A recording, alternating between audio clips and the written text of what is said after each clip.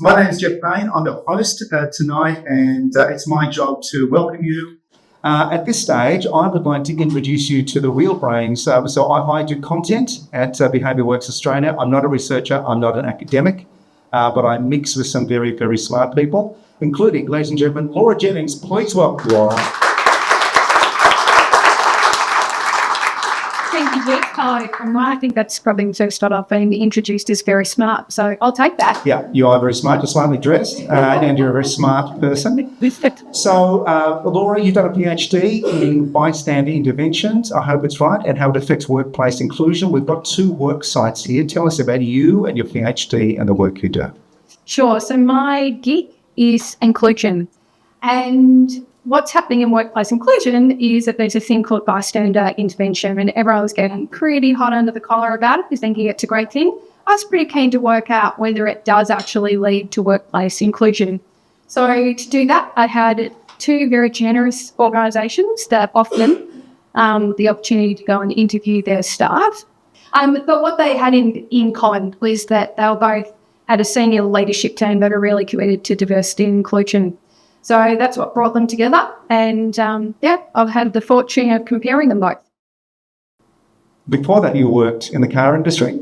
I did. I want you to share a story of a personal experience of a bystander intervention. It could have gone horribly wrong, but I think it went okay. Tell us what happened. So, at 21, I started in cars and was there for 12 years or so. Obviously, a male-dominated field, particularly back then. And one of the jobs I had to do at one particular point in time was organise some drive days for dealers. So we had one particular V8 supercar driver, let's call him John for the moment. And John was a gentleman, he was a lovely guy. And I walked in at the ripe old age of 24. So I walk up to Jono.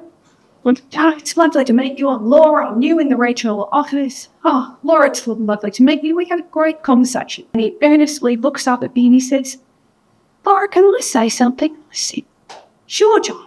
What do you? He says, you would make a fantastic promo girl. Quick as a flash, my dear colleague steps up right beside me and he says, John, I'm not sure that's what her honours degree in marketing best prepared her for. How would you describe that? Awkward? Icky? That sort of moment? Just a bit awkward. He was paying a compliment. He didn't, he wasn't meaning to be sleazy or anything else. But it happens. So we've got 4 situations here: icky, nasty, angry, and awkward. They are not dwarves that Snow White rejected, clearly. And these are not even scientific terms, we just made them up. So, icky.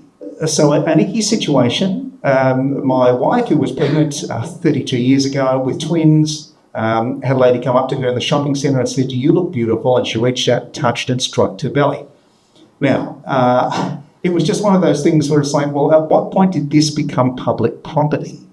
It's an awkward moment. It wasn't ill-intentioned, but it was just one of those things where a line's been crossed. What about nasty? What's a nasty? Nasty is a bit exclusionary, but it's more deliberate. Yes, okay. So we've been out, we've had lunch, someone else hasn't been invited. We chat at the side of the office. Yeah. Truths to know. You didn't get the email, you didn't get the text. Okay. Angry, who has seen someone lose it at work at some stage? Just quick show of hands. They're super awkward because they sound like one of their parents or both of their parents at the same time. And an awkward moment. Now, that's a little bit different to icky, but it just still generates that awkward. It doesn't make your skin crawl, but you sit there and you go, oh, you got that one wrong. Okay. What do you think is the worst bystander situation to be in? Is it icky, nasty, angry, or awkward? Well, let's have a look at the questions that you should ask yourself in any bystander situation. Now, I should preempt this by saying we're not expecting you to do a decision tree every time something awkward happens, because no one's got the time to do that. But here are the things that people sort of think about. Okay, question number 1. So, this first one is, did what just happen, is it actually problematic? So what you might think is problematic might not be to someone else, or what you may miss completely that was problematic, particularly very different gender, a different age, a different race. etc., etc. Then the next one is, so in understanding that it was problematic, does it actually warrant action? Or is that person just being a bit of a snowflake?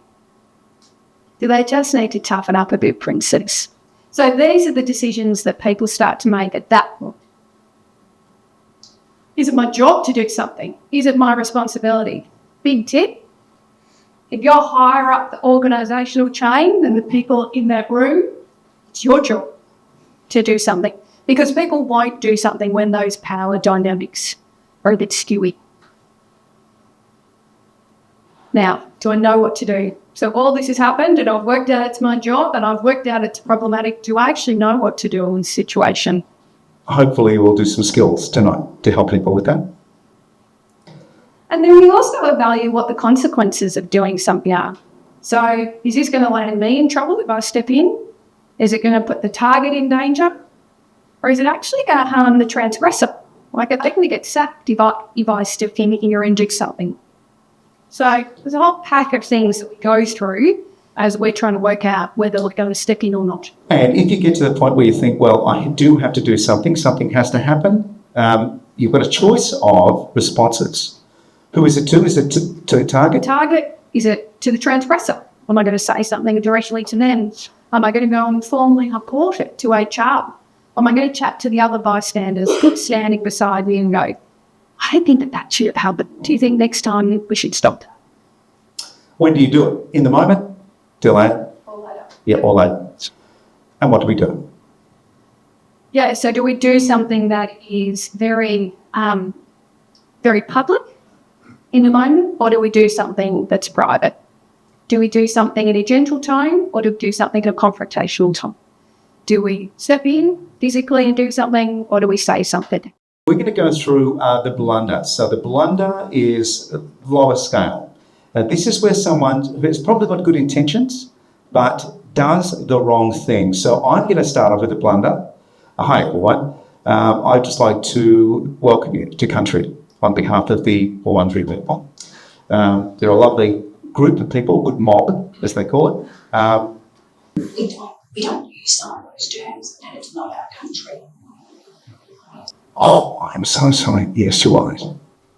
I'm now going to attempt an apology, but I want you to give me the thumbs up or the thumbs down if you think the apology is genuine. Oh, I'm sorry you're offended. For the cameras, I don't. This is like the Roman Colosseum. I'd be dead by now. Okay, the cross line. The cross line, let's imagine that this is a work function. It's an event. And the new girl in the office has just walked into the back of the room, and I'm about to say something that may require an intervention. Okay. I look across.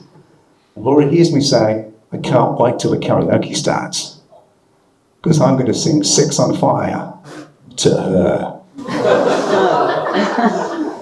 It's not that funny. Don't we all wish that had never happened, but it never actually witnessed that itself at some point? Okay, so it's been said. Let's go through the steps. Is this a problem? Yes. Does somebody have to do something? Yes. Is it probably you because you heard it? Yes. Okay. The target, the young woman that's walked in, she's young and new, so she's in a vulnerable position, but she has not heard me say this. I want you to type what you think someone can do or say to this guy, thinking that you have to work with him. Good. These are perfectly reasonable things to do or say to someone who has crossed the line like that. Not going to tell you that. Okay, so just to clarify, I'm not like this. That will go down like a lead balloon. Might be good to reconsider. Can I ask who wrote that? Great. Can I ask you to step forward and to deliver that to me on camera, please, because this is a learning experience. I can't wait till the karaoke starts, because I'm going to sing Sex on Fire to her. I think that'll probably go down with a lead balloon. I think.